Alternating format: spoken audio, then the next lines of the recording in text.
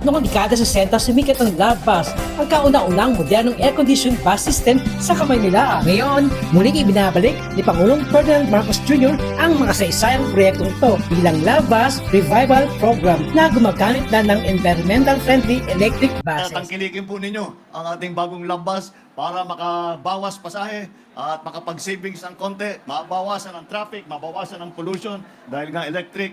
At malaking tulong po ito para sa ating sitwasyon dito sa Metro Manila na kung minsan napakatagal mag-antay. Naunang inilunsad ang Pilot Trans sa Cebu at Davao, nagbigay ng libreng sakay sa mga estudyante, senior citizens at person with disabilities. At ngayong 2025, official nang nag-operate sa Valenzuela Gateway Complex ang Love Bus para sa Metro Manila. May rutang patungo sa Batasan Hills Loop at PTEX. May 20 electric buses ang bumibiyahe mula alas 5 ng umaga hanggang alas 10 ng gabi. Bawat unit ay may kapasidad na 20 na nakupo, 10 natayo at espasyo para sa mga 4 na wheelchair Salamat users. kami at nagbibigay ng pag-asa sa bawat isa, lalo na sa mga katulad namin na ang kalagayan ay talagang kinakailangan ng saklay din ng pagmamahal ng ating gobyerno.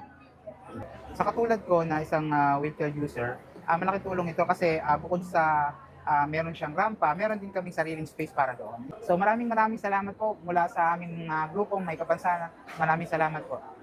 Libre ang sakay ng mga senior citizens at PWDs sa lahat ng oras.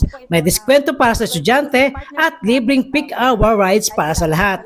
Ang Love Bus mula noon hanggang ngayon, simbolo ng malasakit at makataong transportasyon para sa bawat Pilipino. Po kami PWD, nabigyan po kami ng chance, may prioritize po at nabigyan po ng kahalagaan po kahit na wala po kami may ambag sa ano po, yun lang po. Thank you po, BDM and BSWD po.